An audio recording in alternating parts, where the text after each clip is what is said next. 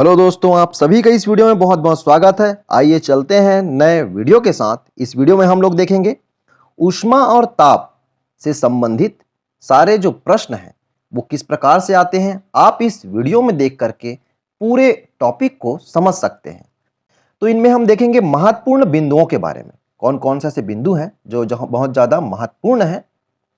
सबसे पहले हम देख लेते हैं महत्वपूर्ण बिंदुओं को एक नजर के अंतर्गत। ऊष्मा मापी यंत्र, ऊष्मा मापी यंत्र को थर्मोस्कोप कहा जाता है। ठीक है, ये थर्मामीटर नहीं है, ध्यान दीजिए। ऊष्मा मापी यंत्र को क्या कहा जाता है? थर्मोस्कोप। अगर एग्जाम में आता है तो आपको बताना पड़ेगा, क्योंकि इसमें थर्मामीटर की तरह तापमापी पैमाना नहीं होता है। थर्मास्कोप जो होता है ना, वो कितना है उसके अंदर ताप, उसको प्रदर्शित नहीं कर सकता है, परंतु ऊष्मा में परिवर्तन हो रहा है, ताप में परिवर्तन हो रहा है, उस चीज को बस वो क्या कर सकता है? प्रदर्शित कर सकता है। तो पहला थर्मोस्कोप जो है 1593 में गैलीलियो ने बनाया था। आइए देखते हैं। इसी वजह से बताया जाता है गैलीलियो जो है ना, गैलीलियो को फादर ऑफ मॉडर्न फिजिक्स, जो वर्तमान का भौतिक शास्त्र है उसका कहा जाता है, जनक कहा जाता है, या फिर हम कहें फादर ऑफ साइंस, है ना, विज्ञान का जनक भी गैलीलियो को कहा जाता है। देखिए तीसरे पॉइंट में, तापमापी पैमाना तीन प्रकार की होती है। तो पहला केल्विन, दूसरा सेल्सियस और तीसरा फ़ारेनहाइट। किस प्रकार से है दोस्तों? तो आप देखेंगे जो केल्विन जो होता है ना, उसको हम लोग के से प्रदर्शित करते हैं। ठीक है, सेल्सियस को सी से, अब देखे होंगे, फ़ारेनहाइट को एफ से प्रदर्शित किया जाता है। इस प्रकार से तीन प्रकार का तापमापी पैमाना होता है। अब देखिए यहां पास हम देखेंगे सेल्सियस में 0 डिग्री ताप जो होगा वो केल्विन में 273 केल्विन और फ़ारेनहाइट में 32 फ़ारेनहाइट होता है। या फिर आप कहें तो उसको इस प्रकार से लिख सकते हैं, 0 बराबर 273 बराबर 32। ठीक है, ये क्या है? सेल्सियस में है मान, ये जो है केल्विन में है, और ये मान जो है फ़ारेनहाइट में है। इस प्रकार से आप समझेंगे। उसी प्रकार से अगर हम देखते हैं 37 डिग्री, मतलब सेल्सियस में अगर 37 डिग्री है तो मनुष्य का जो है शरीर का तापमान कितना होता है? 37 डिग्री बताया जाता है एक डॉक्टर के बराबर, डॉक्टर के द्वारा। ठीक है, तो 37 डिग्री ताप जो है केल्विन में किसके बराबर होता है? 310 केल्विन। और वही जो है फ़ारेनहाइट में 98.6 फ़ारेनहाइट के बराबर होता है दोस्तों।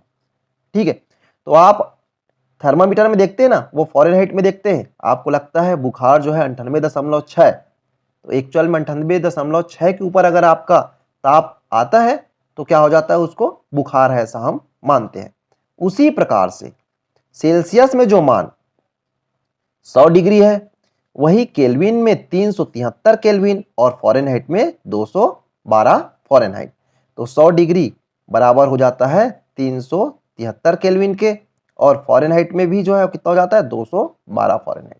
तीनों का मान बराबर है। उसी प्रकार से 37 सेल्सियस, केल्विन में 310 और फ़ारेनहाइट में 98.6, ये तीनों मान बराबर है। तीन तापमापी पैमाना है, परंतु तीनों में कौन कौन से मान जो है बराबर होते हैं, उस चीज को मैं इसमें बताने की कोशिश किया हूं कि उसकी इससे आप जो है आसानी से समझ सकते हैं। देखिए दोस्तों, इसमें 0 केल्विन जो होता है ना, 0 केल्विन अथवा 273 सेल्सियस को, -273 सेल्सियस को परम शून्य ताप कहते हैं, क्योंकि इसके नीचे का तापमान प्राप्त करना संभव नहीं है, या न्यूनतम ताप होता है। इसी वजह से -273 सेल्सियस को क्या कहा जाता है? परम शून्य ताप कहा जाता है दोस्तों। कभी एग्जाम में आया तो इसका आप आंसर आसानी से दे सकते हैं।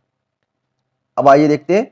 देखिए 6वें नंबर पे, डॉक्टर द्वारा हमारा सामान्य तापमान कितना बताया जाता है? 98.6 फ़ारेनहाइट बताया जाता है।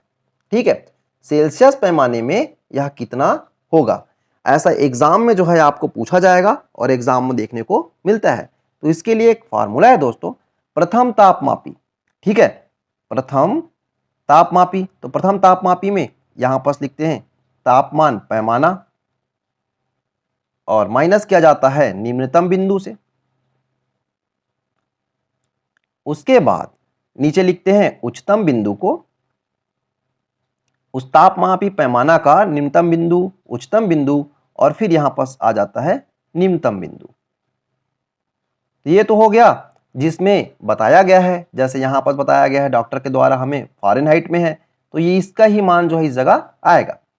अब द्वितीय तापमापी, दूसरा तापमापी किस में निकालना है हमको? सेल्सियस में निकालना है ना, तो सेल्सियस का ताप यहां पास आ जाएगा तापमापी पैमाना, ठीक है।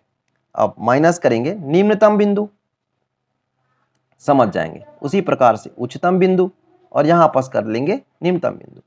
अब आइए इसके लिए शॉर्ट फॉर्म में किस प्रकार से इसको लिख सकते हैं, तो देखिए उसको शॉर्ट फॉर्म में आप ऐसा लिख सकते हो, फ़ारेनहाइट, ठीक है, तापमान पैमाना फ़ारेनहाइट है 32, क्या है ये? निम्नतम बिंदु है, उच्चतम बिंदु 212, निम्नतम बिंदु 32। सेल्सियस के लिए यहां लिख लेंगे सी, यहां निम्नतम बिंदु सेल्सियस में 0 होता है। देखिए इससे आप आसानी से, ये अगर सवाल आता है ना, तो आप जो है इसी फार्मूला को लगा करके आप आसानी से जो है आप अपना सवाल बना लेंगे। लास्ट में जो है इसको सवाल बनाने की जो तरीका है उसको मैंने अपने वीडियो में अच्छे तरीके से बताया हुआ है दोस्तों, आप जा करके वो वीडियो देख सकते हैं। परंतु ये शॉर्टकट है, इतना ही अगर आप याद रखे रहते हैं तब भी जो है ये सवाल आपको आसानी से बन जाएगा। आखिरी में 98.6 का आंसर जो है कितना आएगा? 37 डिग्री सेल्सियस, ये जो इसका आंसर आता है, और हमने थोड़ी देर पहले अभी पढ़ा भी। अब आइए देखते हैं अगला, सीजीएस पद्धति में ऊष्मा का मात्रक जो होता है क्या होता है? कैलोरी है, और 1 कैलोरी ऊष्मा की मात्रा क्या होगी, किसके बराबर होगी? देखिए सीजीएस पद्धति में ऊष्मा की मात्रक क्या है? कैलोरी। अब आपके मन में ये आएगा सवाल कि कैलोरी क्या है यार? तो कैलोरी क्या होता है? ऊष्मा की वह मात्रा जो 1 ग्राम पानी के तापमान को 1 डिग्री बढ़ाने के लिए आवश्यक है। 1 ग्राम पानी को तापमान को आपको 1 डिग्री बढ़ाने में जितनी ऊष्मा की आवश्यकता होती है उसको 1 कैलोरी कहते हैं। 1000 कैलोरी बराबर 1 किलो कैलोरी होता है। देखिए 1 कैलोरी की बात नहीं हो रहा है, यहां पास 1 किलो कैलोरी की बात हो रहा है, तो वो 1000 कैलोरी के बराबर हो जाएगा। आइए अब देखते हैं आगे 8वें नंबर पे। देखिए 1 कैलोरी किसके बराबर होता है? 4.18 जूल। तो कहीं आप देखे होंगे जूल जो है ऊर्जा का मात्रक है ना, जो हम भोजन करते हैं, तो कैलोरी भी ऊर्जा का मात्रक है, दोनों के दोनों, आपको समझ आ रहा होगा। और ऊष्मा भी एक क्या है? ऊष्मा भी एक ऊर्जा का ही रूप है। इसी वजह से 1 कैलोरी कितने जूल के बराबर होता है? 4.18 जूल के बराबर। 1 किलो कैलोरी, 1 किलो कैलोरी में कितना कैलोरी आता है? 1000 कैलोरी आता है। अब 1 किलो कैलोरी बोला जा रहा है तो इसका मतलब 4.18 को गुणा कर दिया जाएगा। ये देखिए उस फॉर्म में लिखा हुआ है 4.18 गुणित 10 की घात 3। ये 10 की घात 3 इस वजह से लिखा हुआ है दोस्तों, ये 1000 कैलोरी है ना, इस वजह से लिखा हुआ है। तो कितना हो जाएगा? 1 किलो कैलोरी बराबर 4.18 गुणित 10 की घात 3। आइए देखते हैं ऊष्मा का संचरण। तो ऊष्मा का संचरण क्या होता है असल में थोड़ा सा समझ लेते हैं। संचरण जो है जैसे चलना, एक स्थान से अगले स्थान तक पहुंचना, तो उसी प्रकार से ऊष्मा किस प्रकार से एक स्थान से अगले स्थान तक या एक वस्तु में एक ओर से दूसरी ओर तक पहुंचता होगा, तो वो 3 प्रकार से पहुंचता है दोस्तों। एक तो होता है चालन, दूसरा होता है संवहन, तीसरा होता है विकिरण।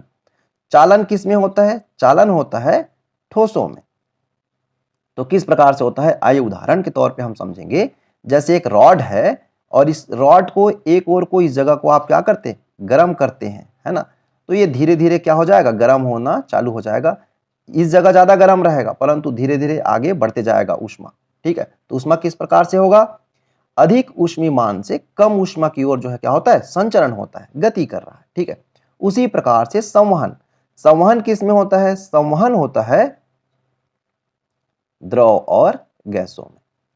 संवहन में पदार्थ की स्थिति परिवर्तन होता है।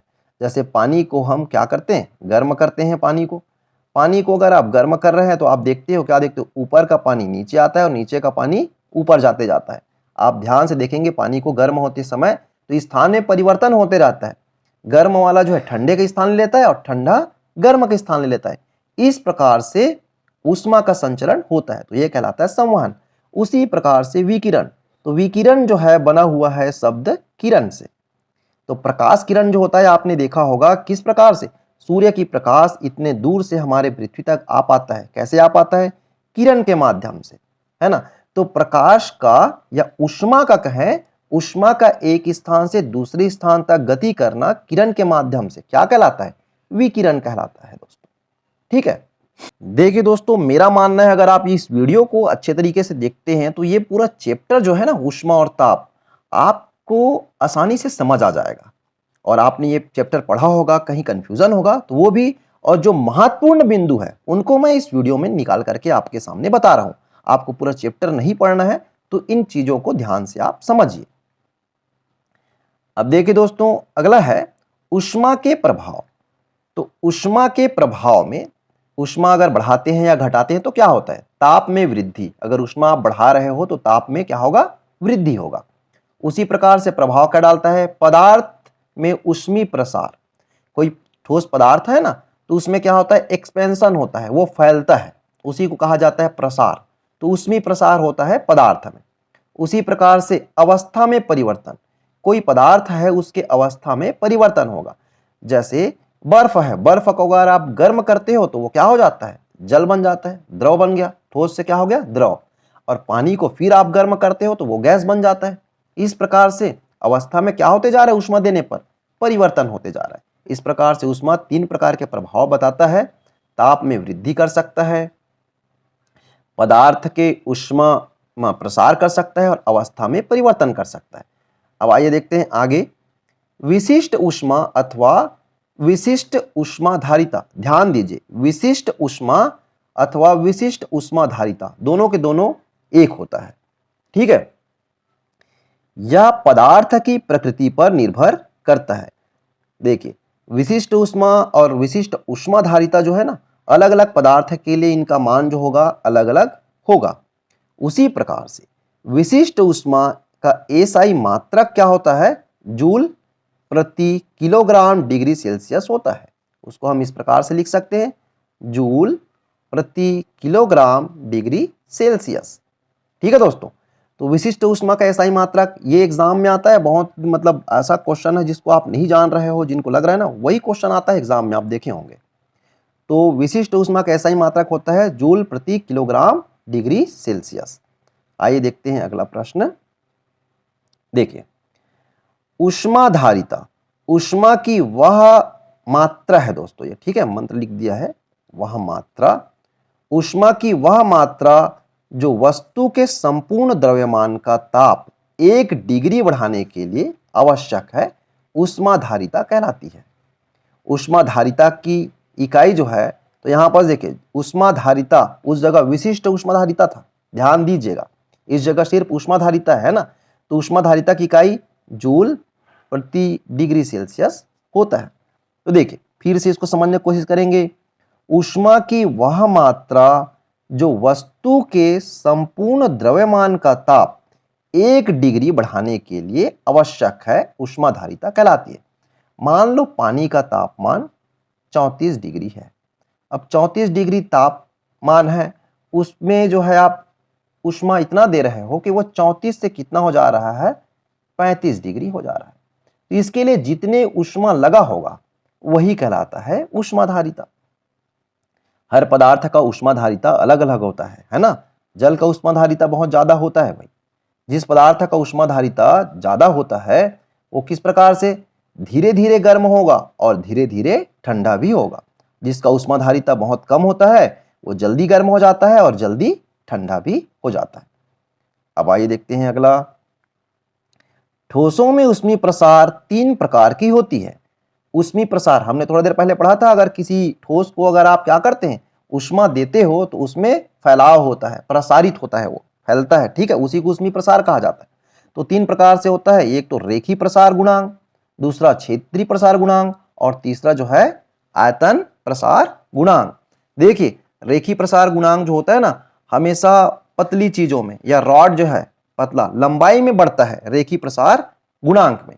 आइए इस चीज को जो है समझने की कोशिश जो है हम लोग करते हैं। तो रेखी प्रसार गुणांक में क्या होता है? लंबाई में बढ़ता है दोस्तों। देखिए किस प्रकार से, और इसको जो है रेखीय प्रसार गुणांक को अल्फा के रूप में प्रदर्शित कर सकते हैं। ठीक है, अल्फा के रूप में प्रदर्शित करते हैं। डेल ए मतलब लंबाई में परिवर्तन, ठीक है, या लंबाई में वृद्धि जो हुआ है उसके मान, यहां पास उसका जो है प्रारंभिक लंबाई गुणित ताप में वृद्धि, कितना ऊष्मा देने पर उसके ताप में क्या वृद्धि हुआ होगा और किस प्रकार से उसके लंबाई में वृद्धि होगा, ये तो होता है अल्फा। उसी प्रकार से देखते हैं हम लोग, ये तो हो गया रेखीय प्रसार गुणांक के लिए। अब देखिए क्या देखते हैं, क्षेत्रीय प्रसार गुणांक के बारे में। क्षेत्रीय प्रसार गुणांक को बीटा के द्वारा प्रदर्शित किया जाता है। अब क्षेत्रफल में वृद्धि होगा इसमें, ठीक है, तो क्षेत्रफल में वृद्धि को डेल ए के द्वारा प्रदर्शित करते हैं। ए मतलब एरिया, ठीक। अब प्रारंभिक एरिया कितना रहा होगा किसी पदार्थ का, तो ए है। उसी प्रकार से ताप में वृद्धि। और दूसरा चीज, ये जो होता है ना क्षेत्रीय प्रसार गुणांक, वो रेखीय प्रसार गुणांक के क्या होता है, दुगुना होता है। इसका मतलब हम इसको इस प्रकार से भी लिख सकते हैं, बीटा बराबर 2 गुना अल्फा। ठीक है, इस चीज को आप समझेंगे। उसी प्रकार से आयतन प्रसार गुणांक, आयतन प्रसार गुणांक जो होता है उसको हम लोग गामा से प्रदर्शित करते हैं दोस्तों। और गामा बराबर ये हो जाएगा आयतन में, आयतन वॉल्यूम वी लिखा हुआ है इंग्लिश का, ठीक है, और प्रारंभिक आयतन गुणित ताप में परिवर्तन, इस प्रकार से लिख सकते हैं। और आयतन प्रसार गुणांक जो होता है वो क्या होता है, 3 गुना होता है किसके, रेखीय प्रसार गुणांक के 3 गुना होता है दोस्तों। इस कारण उसको हम लोग इस प्रकार से लिख सकते हैं। ठीक है, ये अल्फा है, ध्यान दीजिएगा, या फिर से लिख लेता हूं, चलिए इस प्रकार से, ये 3 गुना होता है, इस कारण इसको इस प्रकार से हम लिख सकते हैं। और ज़्यादा स्पष्ट जानकारी लेनी है तो मेरी वीडियो में आप जा करके पुराने वीडियो को देखिए, मैंने डाला है उसमें वीडियो, है ना, अच्छे से। अब आइए देखते हैं आगे, द्रव पदार्थ में ऊष्मीय प्रसार। तो द्रव पदार्थ जो होता है उसमें 2 प्रकार का प्रसार होता है, एक आभासी प्रसार और दूसरा वास्तविक प्रसार। इस वजह से आभासी प्रसार और वास्तविक प्रसार होता है दोस्तों, इसके लिए मैंने वीडियो बना करके अच्छे से बताया है, लेकिन फिर भी यहाँ थोड़ा सा बता देता हूँ। मान लो ये पात्र है, इसमें जल भरा हुआ है, ठीक है। अब इसको क्या करते हैं, गर्म करते हैं। हम गर्म करेंगे तो क्या होगा, इस पात्र के फैलाव के कारण ये पात्र थोड़ा थोड़ा फैलेगा, ऊष्मा मिलेगा, तो इस कारण क्या होगा, जो जैसे जल का जो लेवल है, लेवल यहाँ रहा होगा वो थोड़ा सा नीचे आ जाएगा। परंतु थोड़ा देर बाद जैसे ही ऊष्मा मिलना चालू हो जाएगा अंदर के द्रव को, तो वो फिर से प्रसारित हो जाएगा और इस जगह पहुंच जाएगा प्रसारित होकर के, और ऊपर चले जाएगा। ठीक है, तो ये हो जाएगा वास्तविक प्रसार। मतलब शुरू में जो प्रसारित हुआ वो होगा आभासी प्रसार, और बाद में अंतिम वाला जो हो जाएगा वो हो जाएगा वास्तविक प्रसार। इसी कारण द्रव में 2 प्रकार का प्रसार होता है। देखिए गैसों में किस प्रकार से ऊष्मीय प्रसार होता है, तो एक नियत दाब पर और दूसरा नियत आयतन पर। इस वजह से नियत दाब पर और नियत आयतन पर है दोस्तों। पहले में जो है दाब जो है क्या होगा, नियत होगा, स्थिर होगा, या नियत आयतन, आयतन स्थिर होगा। तो देखिए किस प्रकार से हम इसका उदाहरण, गामा यहाँ पी लिख रहे हैं, पी इस वजह से दाब के लिए, दाब पी प्रेशर जो है ना नियत है इस वजह से, और आयतन में परिवर्तन, प्रारंभिक आयतन गुणित डेल टी, ठीक है, ताप में वृद्धि। इस प्रकार से हम लिख सकते हैं गैसों के लिए दाब में। अब उसी को जो है आप यहां पास लगा सकते हो, गामा आयतन में परिवर्तन के लिए वी, यहां पास डेल वी, वी इंटू डेल टी, इस प्रकार से लिख सकते हैं नियत आयतन पर। इस जगह जो है आयतन स्थिर है, ठीक है। तो दोनों का एग्जाम्पल किस प्रकार से होगा, आयतन स्थिर कब होता है, तो आयतन स्थिर आपको देखने को मिलता है गैस सिलेंडरों में, और दाब स्थिर किस समय होता है, तो ये आपको देखने को मिलता है गुब्बारे में। आयतन में परिवर्तन होते जाता है, लेकिन जिस प्रेशर से हवा भराया जा रहा है, भरते जा रहा है, वो तो उसी प्रेशर से भरते रहता है ना। हाँ, तो ये होता है गुब्बारा में, और ये होता है आपको देखने को मिलता है गैस सिलेंडर में, आयतन परिवर्तन नहीं होता। ठीक है, अब आइए देखते हैं अगला।